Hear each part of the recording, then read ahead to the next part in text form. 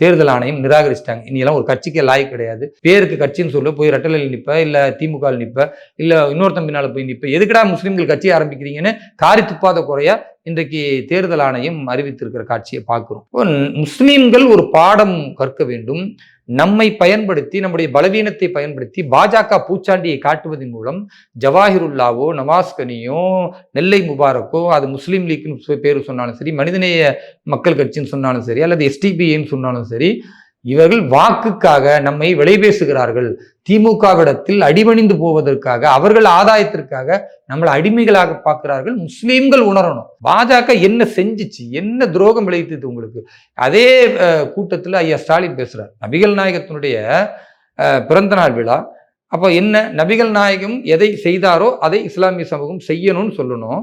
அந்த கூட்டத்தில் ஐயா ஸ்டாலின் சொல்றாரு, முத்தலாக் தடை சட்டத்தை நான் எதிர்த்தேன்றாரு.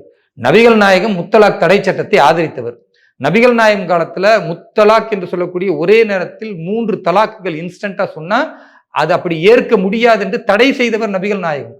நபிகள் நாயகம் தடை செய்ததை நரேந்திர மோடி அவர்களும் தடை செய்தார் என்றால், நபிகள் நாயகத்தின் 1500வது பிறந்த நாள் விழாவில் இஸ்லாமியர்கள் நரேந்திர மோடியை புகழ்ந்தணும், பாராட்டணும். ஆனா இந்த முட்டா பயல்கிற ஜவாஹிருல்லாவா இருக்கட்டும், இந்த நெல்லை முபாரக்கா இருக்கட்டும், இவனுங்க காசு பறிக்கிறதுக்காக நபிகள் நாயகத்தை இழிவுபடுத்துறார் ஐயா ஸ்டாலின். அவர் சொல்றாரு, நாங்கள் முத்தலாக்கை எதிர்த்தோம்னா நீ எப்படியா எதிர்ப்ப? நபிகள் நாயகம் ஆதரிச்ச ஒரு விஷயத்தை நீ எதிர்த்தா இங்க உள்ள முஸ்லீம்கள் முட்டா பயல் நினைச்சியா?